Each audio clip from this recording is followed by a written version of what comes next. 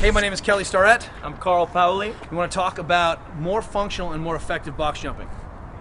That's Very right. good. So what we're going to do is we're going to break this down into a few pieces. One is starting off with what we think are kind of some of the real problems that we typically see, how to kind of maximize the efficiency of this with some movement preparation, and then Carl is going to blow your mind with some effective tips about efficiency and scoring high. Is that right? That's right. Okay, so here's the first piece, is that we need people to understand is that the jumping and landing mechanic is the same no matter what you're doing. And that we are pretty good at identifying that a rounded back position is not okay to deadlift in. We understand that, you know, braking, pushing overhead is not an okay position. We want people to understand the same thing is when they jump and land. And that if I'm up on the box, knees are collapsed, and what's happening a lot is that the Achilles is now collapsed. My foot has collapsed in, my Achilles is pulling off axis, and as I jump back down, if the same thing happens, then I've loaded and my Achilles and all my calf isn't working in a good position. So a lot of what we're going to do is prep is making sure that we're landing in a simple straight foot forward position with the Achilles being able to track straight over what we think is basically a balanced arch.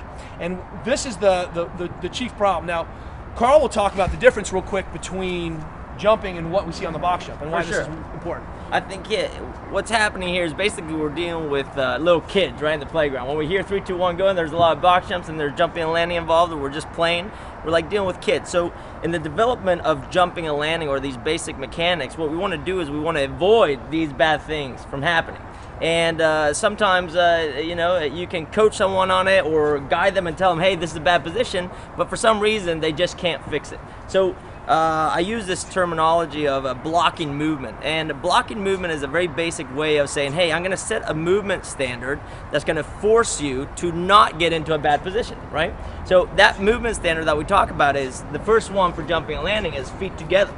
If my feet are together, and I just do this very basic test, and Kelly, you can do this too, feet together, ankles together, big toe together. If I bend over, put my hands flat on the ground, and I allow myself to bend my knees just a little bit, but keep my hips up high, what I notice is that immediately my knees go out and I create that stable ankle, that stable arch, and what we think is the most optimal position to apply efficient force, right? That's right. So starting with your feet together is a great place to be, and this is what we do with the kids. We just say, hey, if you're gonna jump and land, I want you to try to jump and land with your feet together. Or just can you jump with feet separate and land with feet together? Just a simple thing like that helps you get into this kind of a high volume box jump. If I'm a big guy jumping up and down and my force is oblique, or I'm getting off axial loading, this is where I tend to see me giving away a lot of force and dumping a lot of torque, and it's really inefficient. Totally, totally. So what we're trying to do is we're trying to show you a simple way of prepping for this thing to get your body in a good position to move, and then maybe the nervous system primed before we get into some work. So here's the first thing. If my feet are together on the ground, that's easy to be in. If I bend over and I load up the hip and get the hamstrings involved, my knees automatically cave out, the toes stay on the ground, I get that nice neutral position, I'm grabbing the ground, I'm in a good place. Now the problem is when my feet release from the ground and all of a sudden I don't have that connection, I have some sort of loss. And then how do I reclaim that loss? Well, that's the hard part. And so we need to... That's the landing. Yeah, that's the landing. Right, okay. Right? That's the hard part. So how do we do that? With our kids, there's a very simple way of doing it. In gymnastics, we talk about a lot of rolling. So a way of doing it is saying, okay, go feet together. Let's just go ahead and squat down with the knees out. Can you roll back, come back to that same position, and meet with your feet in a good place where you're not landing and having this business going? We see that a lot. And I think that's a classic thing that we see on a daily basis, not just in box jumps, but also in Olympic weightlifting. No, I know what you're talking about. Yeah, you don't know what I'm talking about, right? So this is what we want to do. We want to talk about chasing. And when we talk about chasing, it's basically saying, hey, let's bring everything into the midline, let's connect everything, let's wind it up, and see how we can connect the dots by saying, hey, Kelly, he's going to prime us, he's going to get into a better position, and here are the progressions to kind of put it all together. Perfect. Correct? So one of the things that we see regularly is that our athletes are exposed to lots of running.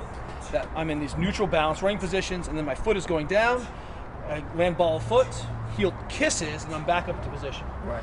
Same thing happens in my double unders. That some people block this position. Yeah. But guys like Chris Spieler, knees are right underneath his hips and right underneath his shoulders, very relaxed, but still every time he lands, he doesn't collapse. Toes just on, nice and relaxed, right? The problem is what happens when I take this nice jumping mechanic and then start tipping it forward. This is where we start to see problems, right?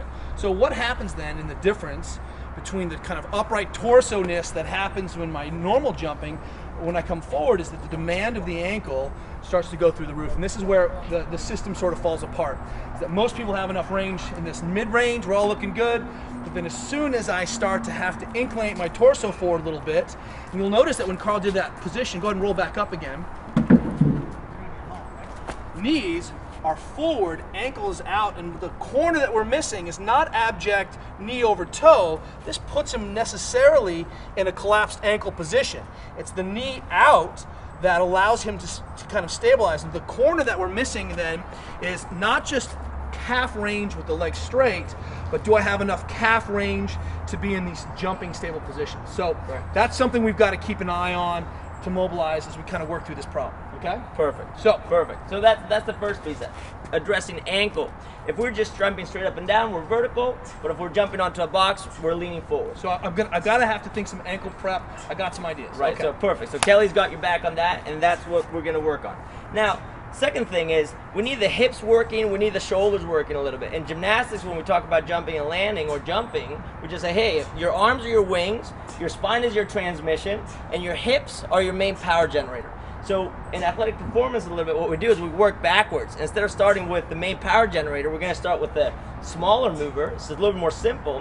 What we do is just say arms up. We can get a little fancy and turn the hands out a little bit. Bam! And you would say, oh, this is internal rotation. This is bad for the shoulder. But because you're not connected up top, what you're doing is you're externally rotating the shoulder, and then you're bringing the thumb in. And what are you creating?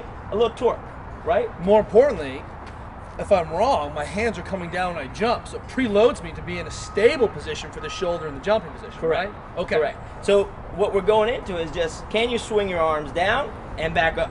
What happens here is, Kelly will tell you this, is that as the shoulder goes into extension, what happens? We need internal rotation. The shoulder joint becomes stable, right? And this becomes a powerful mechanism. This is why I don't jump and dunk a basketball out here. Right.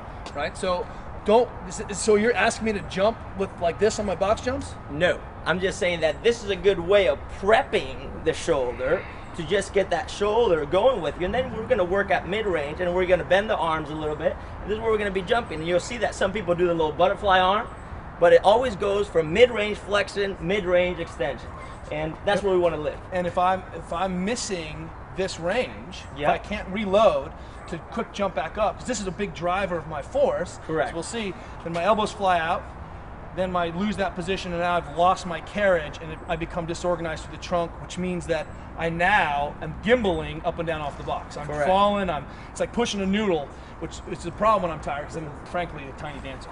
Okay, that's right. So that being said, we're saying that as you move your arms, you want to have mobility in the shoulder, you want to have good internal rotation so you can go into extension, correct? Correct. You want your thoracic spine to be fairly mobile, because otherwise we're going to see all this neck problem going, and we're going to look a little funky. And even if it's minimal and it's under no load, it's going to give away a lot, right? That's right. Okay, so we're going to put that on our list. Yeah. We've got to clean up the shoulder. Okay, I've got that. Perfect. Now, one of the big deals that I see is that I notice that people end up really short in the hip on these things. Correct. And that when I'm short in the hip, that tends to overextend me.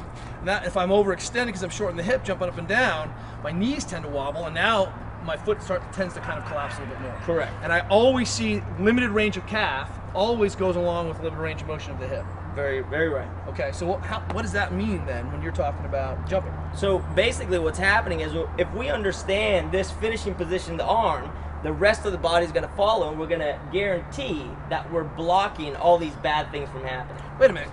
The movement standard then is nice because I get to stand up on the blocks and I have to pause. You have to finish. And that finish sets me up to the exact same position. So it blocks me from ending up and landing and starting again in a wretched position. That's correct. So if I stand up and lock the hip out, then I'm automatically guaranteed that I'm going to start again. Right. And this is Kelly's whole point of getting organized over and over again, right? So we get organized from the jump, we get organized at the top. So they're just setting us up for success. This is awesome. Fantastic. Right? So now hip involved. If I can swing my arms and that's no problem, can I involve my hip in this thing? Can I dip and drive? And this is where it gets tricky. A lot of people, when they swing their arms and try to dip, this is what happens. Their eyes drop, they're looking down, and now we don't have access to a lot of stuff, and we're not going to get the direction we want. So how do we work on this and keep our chest up and still driving in the right direction, but without having those major faults where we get into overextension, the neck breaks, the shoulder breaks? Well, that's where Kelly comes in with his magic, and he gives us a little hip mode. Great, so we're going to put that on our list. We've got to be able to open up the front of the hip a little bit more effectively so that I don't end up in this broken, wretched position. That I can open up the hip and then reload and still come to that full hip extension at the top of the box. Okay, so I've got a pretty good idea of the things that I need to do. Let's take you through those pieces, and then you can show me some efficiency on the box, because frankly, I need the help. That's right. I'm going for Rory. Here we go. So let's start from the top down, like we talked. Or we did bottom up. So let's talk with the ankle first. Yeah. So start with the ankle. So a couple things that we see is that athletes are very stiff in that calf. That calf takes lots and lots of abuse, and it gets very, very stiff. And one of the ways that's an easy way that isn't a kind of a pre-game stretch, because everyone's probably got a good calf stretch, is that we can think about dealing with muscle stiffness. One of my favorite ways to do this is to set up a barbell and then just roll side to side. Now, if I know that I'm going to compete in the afternoon, I'll actually get a dose of mobility work or prep work earlier in the day. It feels like it sets up my tissues to be faster. So if I know I'm competing at 5 o'clock, I'll go ahead and hit this maybe like 10 o'clock if I can do it, because it makes it easier for me to reclaim those positions. But even just spending 2 or 3 minutes grinding back and forth, and you'll probably feel a little chunky section in there. I want you to smash that, and we call this barbell smashing. It's a very technical term for smashing. I can reach forward, I can do this kind of floss, but what I'm trying to do is not stretch. I'm trying to deal with muscle stiffness. And so I can just roll, and when I find something ugly, I'm just going to hang on it back and forth, and then just keep working my way up. Where we typically see people having problems, it's not high up in the calf, it's in this distal part of the calf, kind of in this big common tendon. This is the area that gets stiff, and that's the area I'm going to focus on with my stiffness barbell stuff. Second piece is we're going to take the systems approach. We're going to work on ankle capsule. We have 2 ways to deal with this. The band will keep me from impinging if I turn it this way. So I'm going to load this up, and then without letting my ankle collapse in, I'm going to drive my ankle out, maintaining this neutral position. What ends up happening is if we're missing range, we're going to have to go around the range, and now my Achilles is in a wretched position to receive any kind of load, jumping, landing, whatever we're doing. So I'm going to press into these corners. I can even squat down, grind back and forth. And look, doesn't this look like the same positions we're always in anyway for pistols?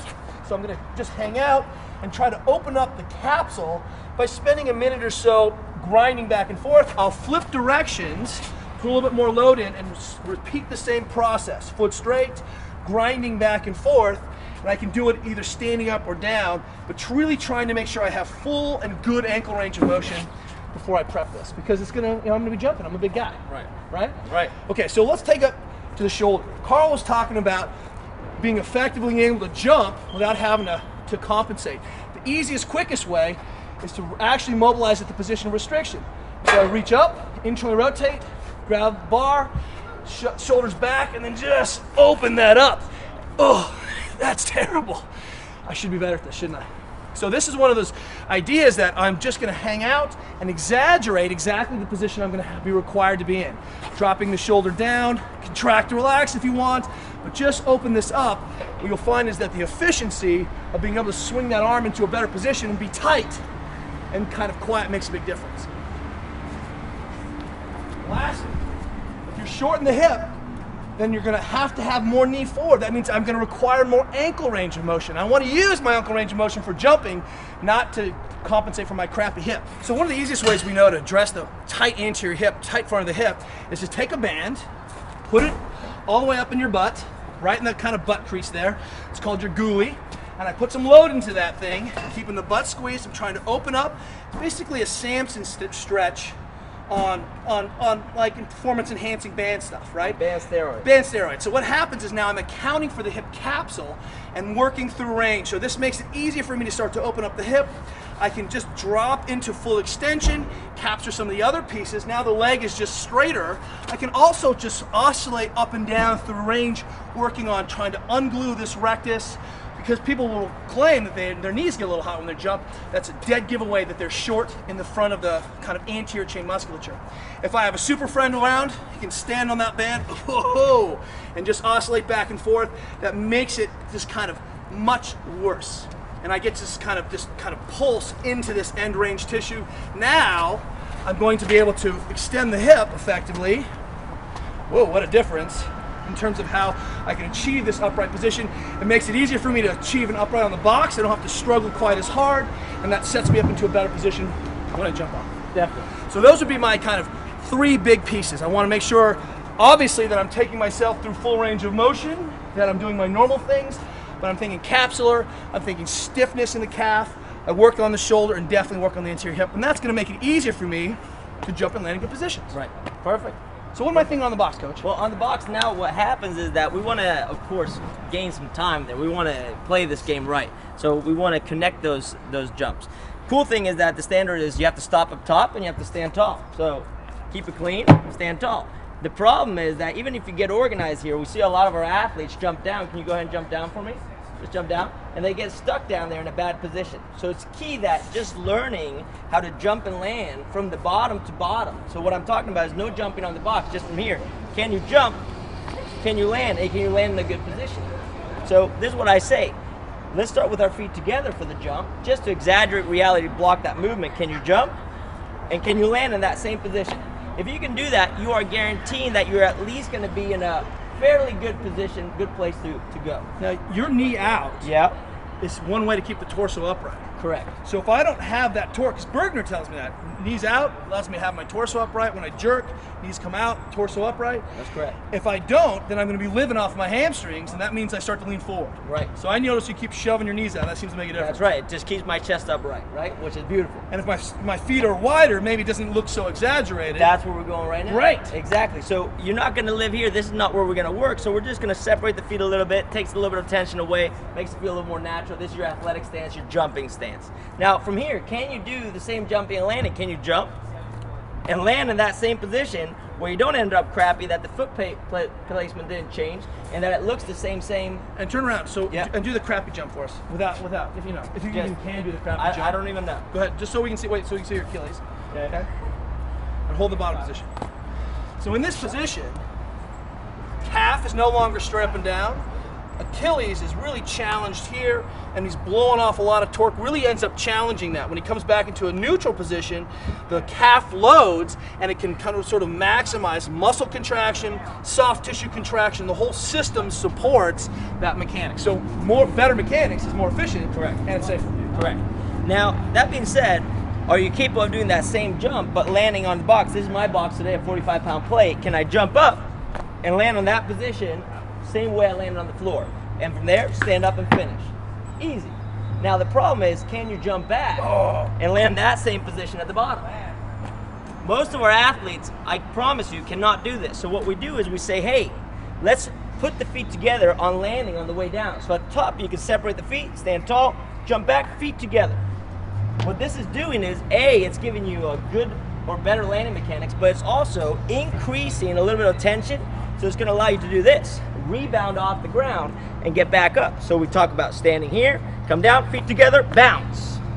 Feet together, bounce. If my feet are here and I try to bounce, I'm most likely going to be leaking somewhere and not going to get that rebound, and I'm going to miss out on a lot of efficient application of force. It's called torque dump for a reason. Totally. It's not pretty. Right, it's not pretty. So this is what we say. We say, it's cold at the top, I can hang out for a little bit, I'm chill. So this is a right? good place to rest. Chill. That's what you're saying. Yes. At the bottom, it's hot. Feet together, bounce. Boom. Feet together, bounce. If I keep my feet together, what I'm doing now is I'm creating more torque at the bottom, which gives me better application of force, bounces me back up, and then I can go to a place of less torque, which is easier to move to. It's like wind, right? I talk about going from high tension to low tension, or high pressure to low pressure. This is high pressure, feet together. This is low pressure, feet apart. And that's how we get the sequence going. Once I can do it on a 45-pound box, I can go back up here, start from the top, I'm standing tall, bounce back, land, So by stand. squeezing your butt at the top, it's really simple. I don't have to do any work. I don't have to stand up. I just bring my hip through. Exactly. Which sounds like my deadlifting cues from my power. Just squeeze your butt, bring your hip through. Totally. So I jump to the top, and that automatically sets me up to enter the tunnel into a good position. And this is why coming to a full rest on top of the box is really important, because when we see athletes jump to the top of the box disorganized, then they suddenly enter, and it's very difficult for me to spontaneously organize in the air. This doesn't happen. Exactly. Right? So we want to make sure that you understand that pause at the top of the box puts the athlete into a good position to be able to jump back to the top of the box. Exactly. And I think the last thing to address is if you got the coordination, you can kind of use the arms to get back up. I didn't have it on that one, right? But use the arms to get back up. It's just a little arm swing, and that's just enough to get you going. And then the last thing is that because we're landing in this little bit of an angle here and trying to rebound back up, it's key that the heel kind of kisses the ground. So how much tension do we have to have on the body? I say it's enough tension to be able to maintain integrity of the structure, which just means, hey, how efficient are you and how far on that edge can you work?